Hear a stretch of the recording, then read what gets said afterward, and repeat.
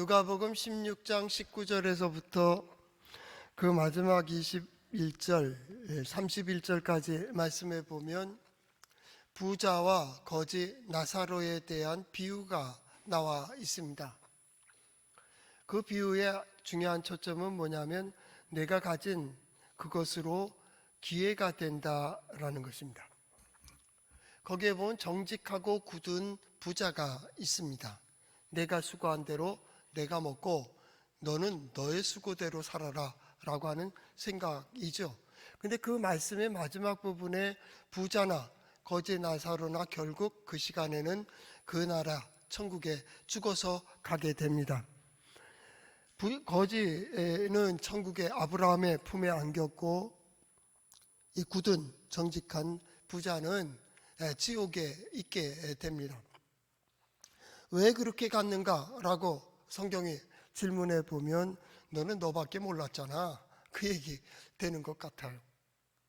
그때 그 부자가 아브라함에게 말합니다. 아브라함 아버지요, 저 나사로를 다시 저 땅에 보내서 내 형제가 5이 있는데 그들이 이 고통받는 곳에 오지 않게 해주세요 라고 얘기했습니다. 그때 아브라함이 말하기를 아니다, 거기에는 모세와 선지자들이 있기 때문에 그들의 말을 들을 것이다, 그렇게 얘기했습니다. 그랬더니 부자가 하는 말이 아닙니다, 죽은 자가 다시 살아나서 얘기하면 그들이 분명히 들을 겁니다 라고 얘기하죠. 그때 다시 아브라함이 말합니다. 이르되 모세와 선지자들에게 듣지 아니하면 비록 죽은 자 가운데 살아나는 자가 있을지라도 권함을 받지 아니하리라. 그의 말을 듣지 않는다면 죽은 자가 살아나서 얘기해도 듣지 않아, 그 얘기입니다. 우리는 때로 이것이 이렇게 되면 내가 들었을 텐데, 이랬다면 내가 알 수 있을 텐데 라고 핑계하고 변명하지만은 들을 자는 듣고 안 듣는 자는 안 듣는 거예요. 어떤 자는 깨달았다고 합니다. 이게 아니라고 생각을 하고 이렇게 해야 된다고 생각하는데 근데 뭐 때문에 못하고, 시간이 없고 건강이 없고 약해서 부족해서 핑계도 대고 변명을 댑니다. 결국 뭡니까? 안 하겠다는 겁니다. 흔히 말하는 게으른 겁니다. 생각이 거기까지 안 가는 거예요. 신앙적으로 얘기하면 불신앙입니다. 내 생각에 맞지 않고 내 뜻에 맞지 않고, 그러니 길을 열어줘도 안 되고 보여줘도 안 되고 쥐어줘도 안 되고 되겠습니까? 흔히 그런 얘기야. 선악과 아까 먹으려고 할 때 천둥번개를 치든지, 하나님께서 이놈 하고 소리쳤으면 안 먹었을 거라고. 아닙니다. 먹으려면 먹습니다. 친다고 안 듣습니까? 결국 그겁니다. 내가 닫고 그 기회에 닫았고 열고 풀고 매듭짓고 쌓기도 했지만은 허물기도 하는 겁니다. 그것이 언제입니까? 바로 오늘이라고 하는 이 시간 속에 그게 들려지고 보여지느냐, 이 문제입니다. 오늘 하나님의 부르심에 대해서 말씀을 드려야 됩니다. 소명, 들려질 때까지 소명이 아닙니다. 복되기까지는 복이 아닙니다. 아무리 많은 시간을 주면 뭐합니까? 물질도 많고 건강도 있고 가진 것이 많고 누리는 것도 많고 아는 것도 많지만은 그게 복이 되는 기회는 복으로 사용해야 됩니다. 이 쉬운 게 아닙니다. 소명도 마찬가지입니다. 하나님의 말씀도 들려질 때까지는 소명도 아니고 사명도 아니고 말씀도 아닙니다. 그냥 헛된 소리입니다. 그러나 우리는 들을 귀가 있습니다. 볼 수 있는 눈이 있습니다. 그래서 여기까지 부름을 받고 왔고, 여기서 하나님께 예배하고 하나님의 말씀을 듣겠다고 여기 앉아 있는 겁니다. 오늘 이 말씀을 통하여 하나님께서 내게 무엇을 들려주시고 무엇을 깨닫게 하시는지 그대로 나아가서 하나님께서 이루시는 크고 놀라운 일들을 보는 우리 성도들 될 수 있기를 축복합니다. 그 길을 걷는 길이 어디에 있어요? 성경에 있습니다. 한번 따라해 볼까요? 하나님의 말씀인 성경은 나의 신앙이요 나의 고백입니다.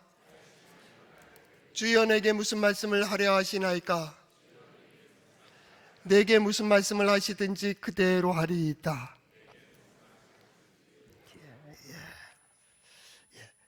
소명이라고 하는, 하나님께서 부르신다라는 겁니다. 하나님은 크고 놀라운 계획을 가지고 계십니다. 그리고 그가 이루시는 일들은 가히 인간들이 상상하지도 못하고 생각하지 못하는 큰 일들을 이루게 되죠. 그렇기 때문에 우린 하나님이라고 얘기하고, 그 하나님의 역사를 볼 때에는 놀라울 뿐입니다. 어떻게 설명할 수는 없습니다. 그러나 인정할 수밖에 없는 크고 놀라운 일들을 이루시는 것을 볼 수가 있습니다. 그런데 하나님께서는 그 일을 이루시는 어떠한 방편들이 있습니다. 때로는 땅을 통하여, 하늘을 통하여, 세상을 통하여, 사람들을 통하여, 사건을 통하여, 환경을 통하여 부르시기도 하고, 세우시기도 하고, 이루시기도 하고, 그 모든 조화들을 볼 때는 놀라울 뿐입니다. 놀라울 뿐입니다. 그러나 하나님의 놀라운 그 역사의 모든 것들은 구원을 향하고 있습니다. 하나님이 함께 하시면 좋은 일이 생깁니다. 하나님과 함께 하면 놀라운 일들이 있습니다. 그것을 우리는 기적이라고 하고 이적이라고도 합니다. 오늘은 과연 이 봄 3월 첫째 주에 우리는 과연 하나님께서 나를 어디로 부르시는가를 한번 살펴보고자 하는 겁니다. 모세를 부르신 하나님, 우리를 부르시고 계시고, 우리를 부르신 하나님은 나를 부르고 계시기 때문입니다. 하나님의 크고 놀라운 역사가 이루어지는 이 무대에 두 종류의 사람이 있습니다. 하나는 관객입니다. 그 되어지는 일들로 놀라고 감탄하고 감동돼서 때로는 웃기도 하고 때로는 울기도 하고 손뼉을 치고 환영하며, 아, 나도 저런 일이 있었으면 좋겠다라고 생각만 하는 관객들입니다. 어떤 면에서는 종교인들입니다. 예배의 자리까지 왔습니다. 그러나 진정 들어야 될 것을 듣지 못하고, 들었음에도 불구하고 결단하지 못하고 나아가지 못하는 관객. 그러나 또 하나의 구리가 있습니다.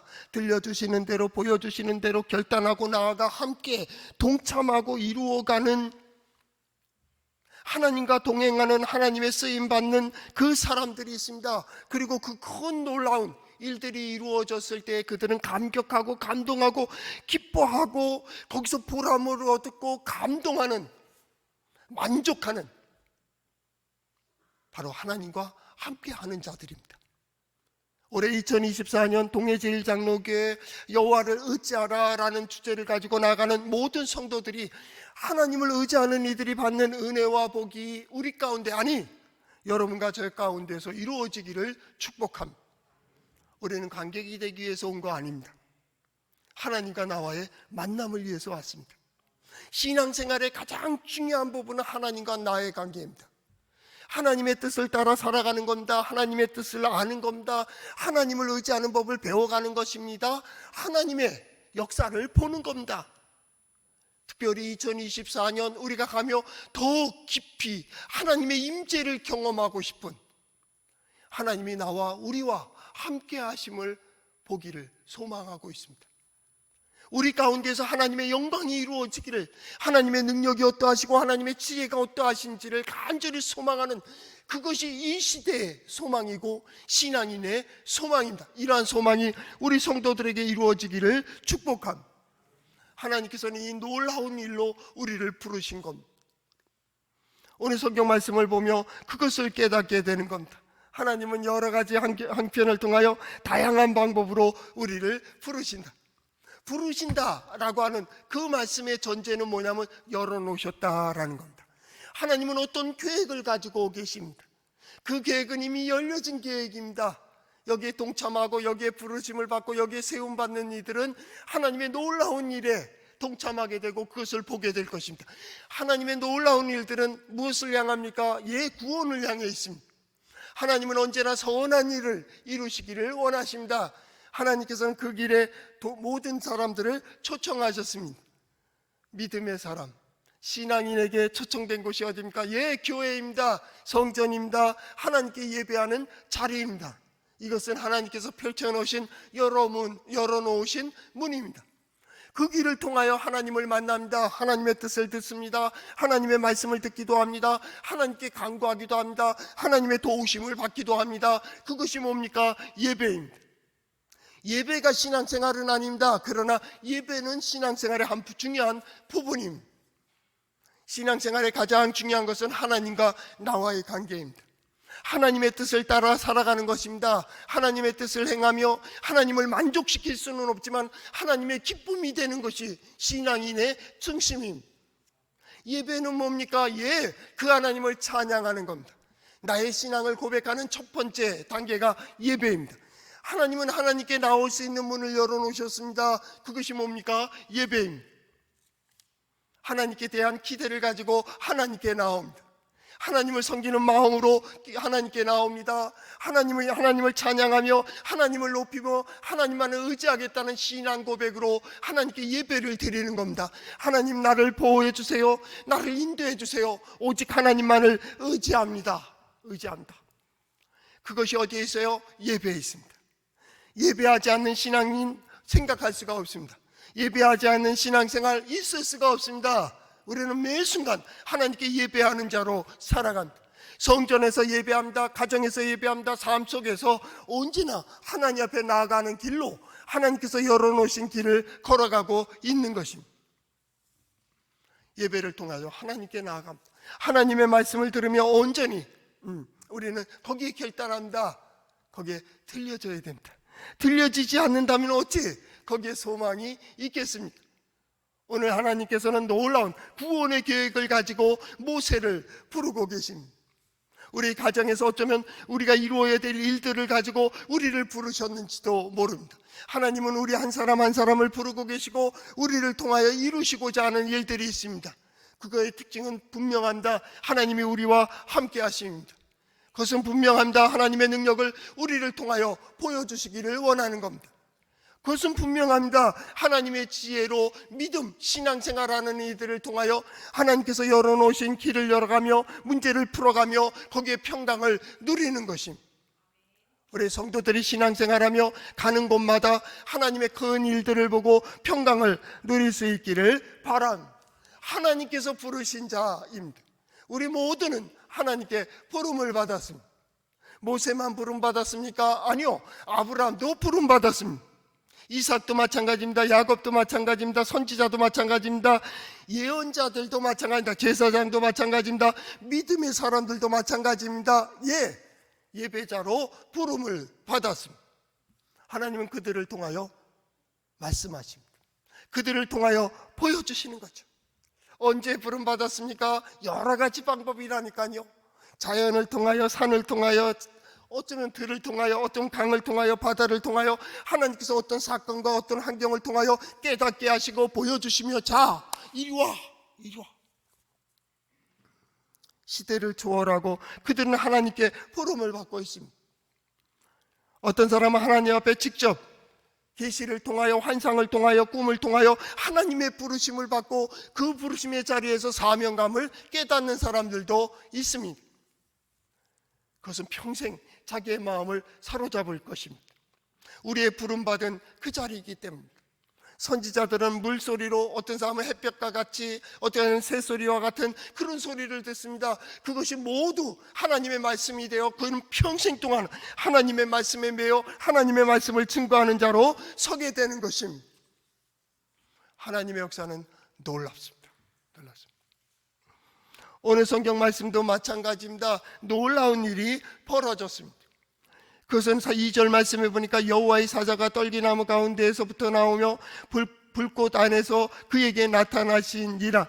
그가 보니 떨기나무에 불이 붙었으나 그 떨기나무가 사라지지 아니하는지라 라고 되어 있습니다.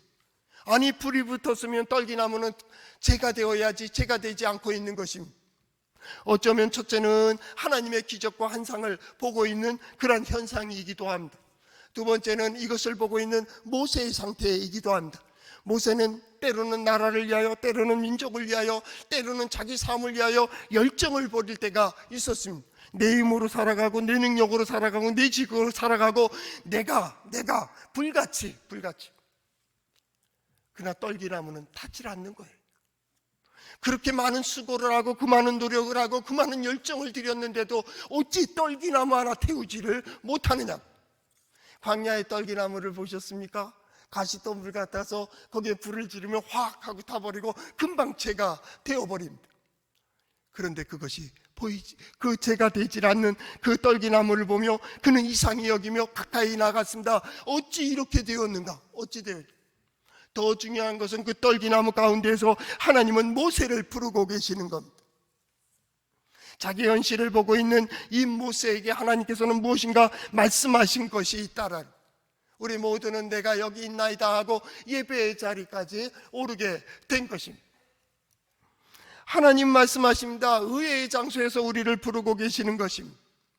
놀라운 일들을 위해서 부르시는 그 하나님은 때론 내가 생각하지도 않은 때에 의회의 장소에서 의회의 임무를 통하여, 또한 의회의 환경과 상황을 통하여 나를 부르고 계시는 거예요. 모세 입장에서 생각할 때는 나이 40이 될 때쯤에 얼마나 좋았습니까? 최고의 절정기에 나를 불러주셨다면 지식도 충만하고 지혜도 충만하고 힘도 충만하고 내가 무엇인가 할 수 있는 그때가 아닌가라고 생각할 때가 있었습니다. 그러나 그때 부르신 것이 아닙니다.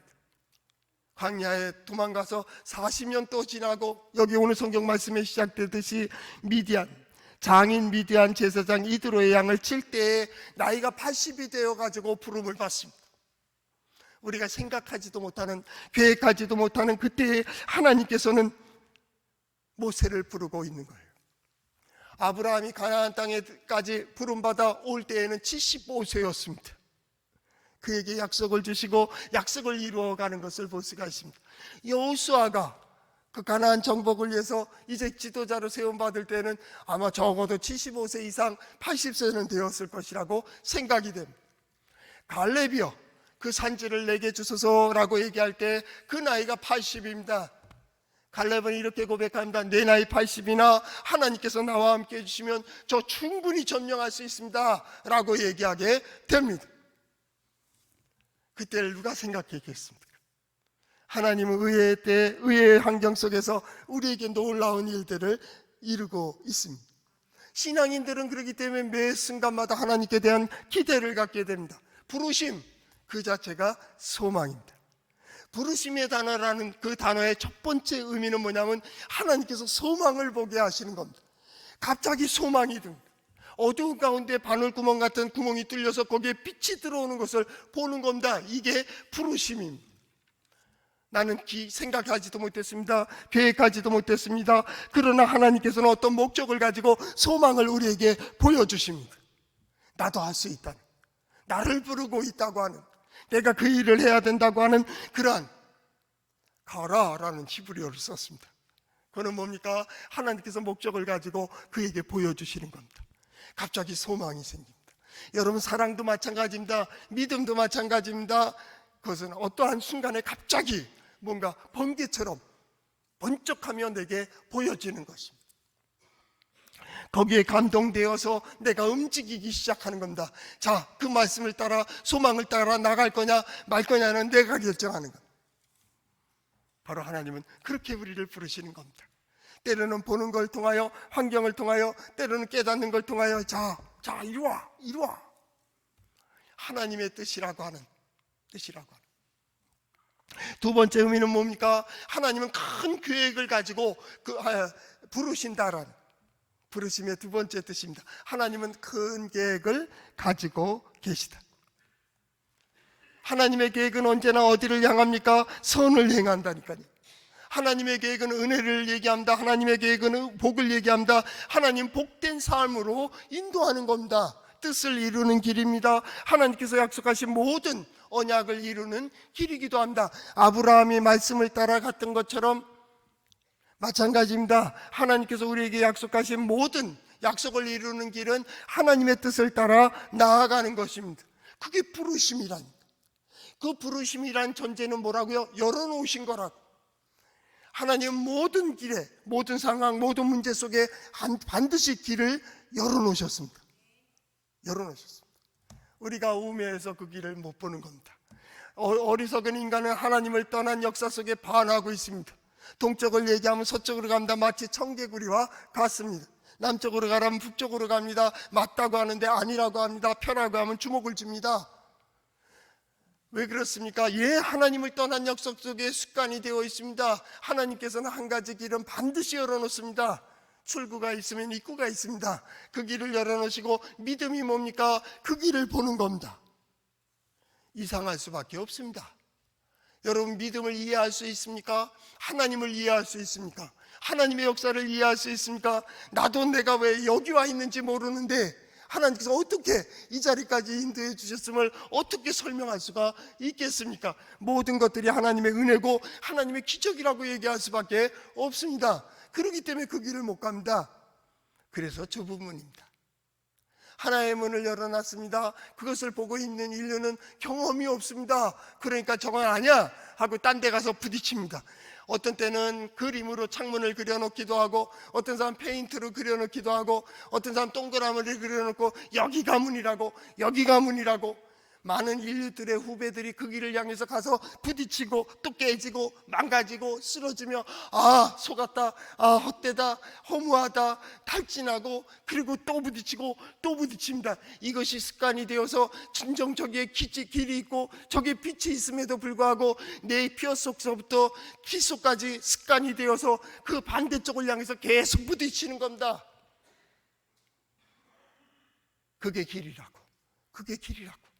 선지자를 통하여, 하나님의 사람들을 통하여, 또한 보냄을 받은 자를 통하여 하나님께서는 계속 그게 아니고 이쪽에 길이 있다고, 이쪽에 생명의 길이 있고 이것이 옳은 길이고 이게 복된 길이고 이것으로 이루는 것이라고 얘기해줘도 인류는 그 말을 듣질 않습니다. 거기에 반합니다. 그렇게 말하는 자에게 말하기를 너는 그렇게 말씀을 전파하지 말라고 얘기합니다.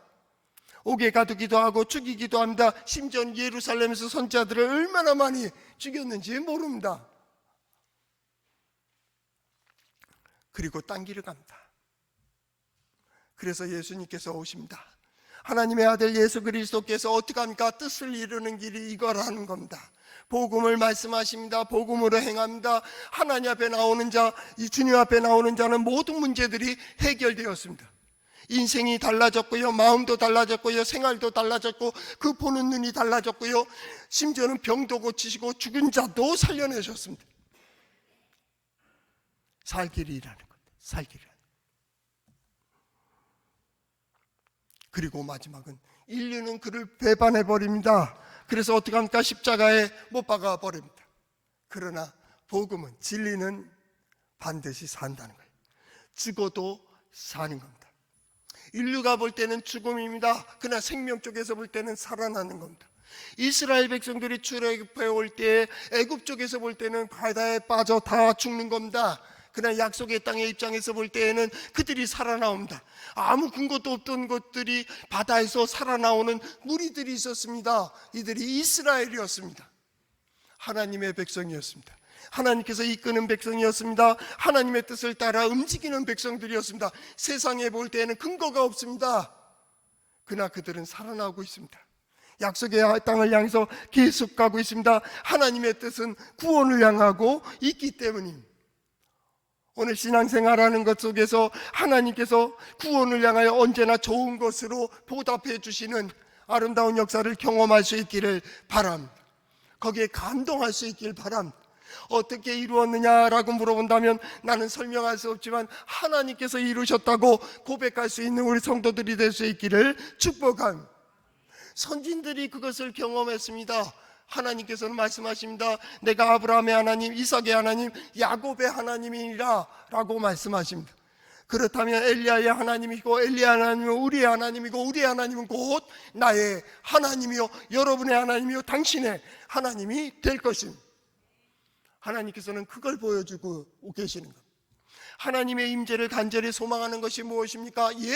하나님께서 나와 함께해 주심을 보여주는 것입니다.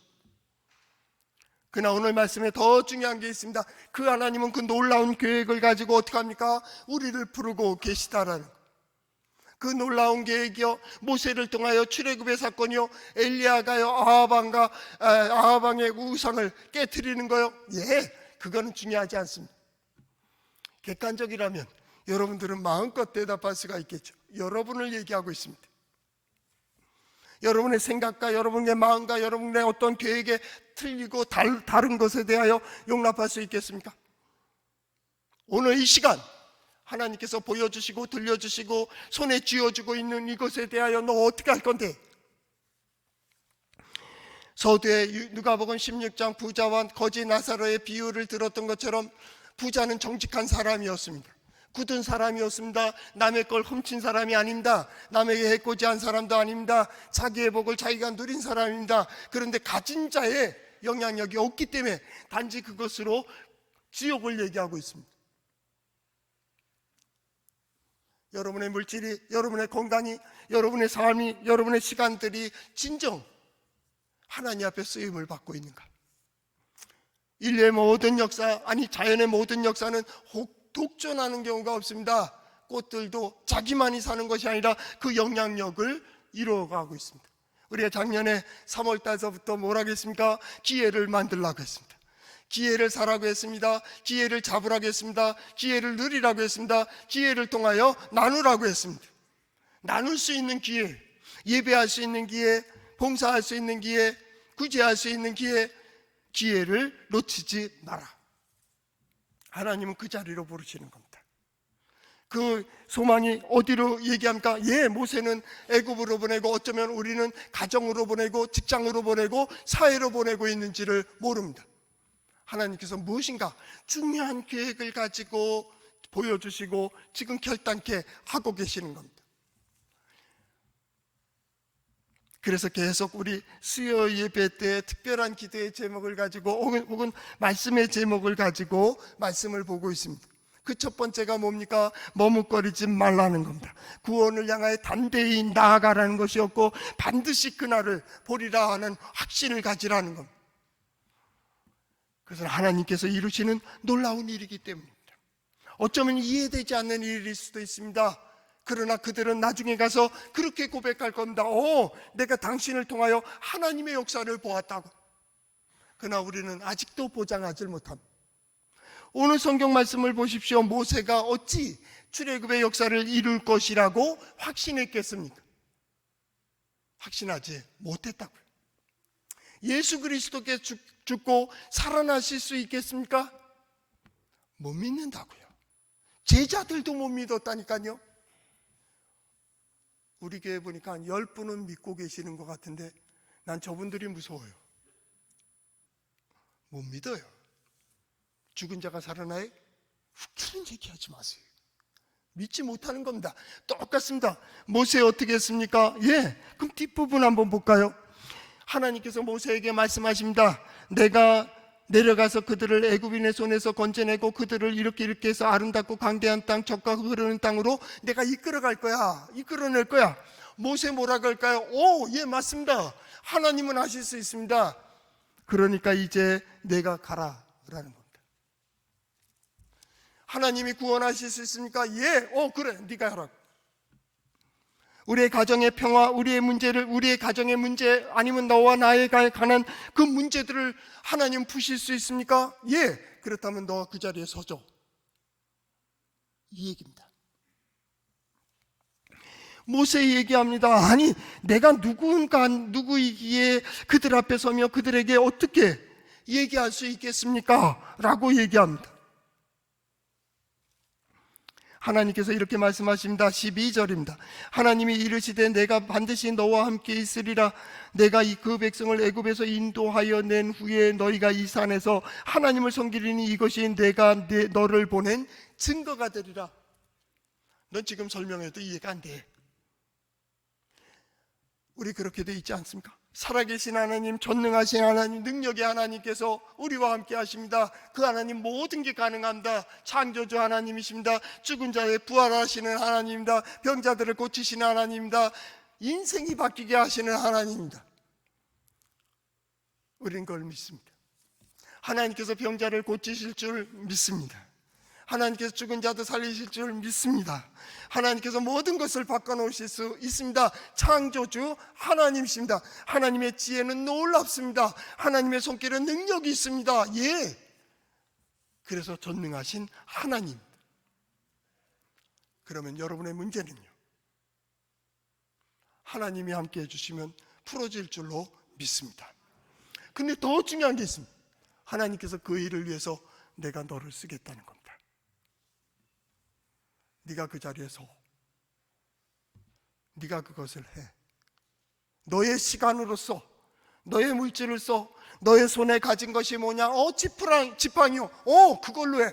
그걸로. 없어서가 아닙니다. 어떤 사람들이 얘기합니다. 여러분의 인생이 얼마나 됩니까? 인생을 내 의지대로 바꿀 수 있는 것은 약 35년 정도입니다. 어렸을 때 청년까지, 대학교 졸업할 때까지는 부모의 손에 의해서 움직입니다. 이제 졸업을 했으니까 내 마음대로입니다. 30이 되고 40이 되고 50대 중반이 되고 60대까지 혹은 중력이 될 때까지 내 의지대로 못한다면 35년 전후만큼 내 인생을 내 의지대로 할 수 있는 것입니다. 노년이 되고 혹은 아동 때에는 내 의지대로 되지 않으니까요. 그때 하나님께서 너의 시간과 너의 물질과 너의 건강을 어떻게 쓸 거냐는 거예요. 어떻게 쓸 거예요. 거기에 부르시는 거예요. 가정에도 마찬가지입니다. 저 사람 때문입니까? 아니요, 너 때문입니다. 오늘 총장님 오후에 우리 총장님 오셔가지고 설교를 하게 되는데, 장로회 신학대학 총장님입니다. 내가 바로 서면 가능한 일이다. 제목은 멋져요. 제목이 멋져서 저도 기대하고 있습니다.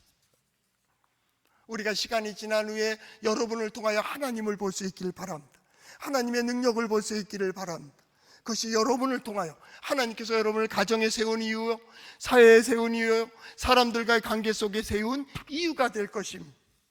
그리고 그들은 지난 다음에 하나님께서 당신을 하나님 대신 내게 세워주셨군요. 당신으로 인하여 내가 이렇게 아름다운 역사를 경험하게 됐다고, 당신으로 인하여 내가 힘을 얻게 됐다고, 당신으로 인하여 내가 이런 일들을 이룰 수 있게 됐고 내가 이렇게 보게 되었다고. 우리도 그렇게 이룰 줄을 몰랐어요. 근데 오늘 성경 뭐라고 합니까? 이것을 다 지난 후에 이 산에서 다시 하나님 앞에 예배하게 되는데, 그때 그것이 증거라니까요.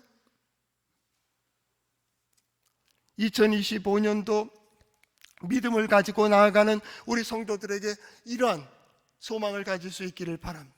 하나님은 반드시 나와 함께 하십니다. 하나님이 계획하신 구원의 계획은 반드시 이루어 가실 것입니다. 거기에 내가 가정과 교회와 사회, 내가 서달라고 거기에 응답하는 우리 성도들 될 수 있기를 축복합니다.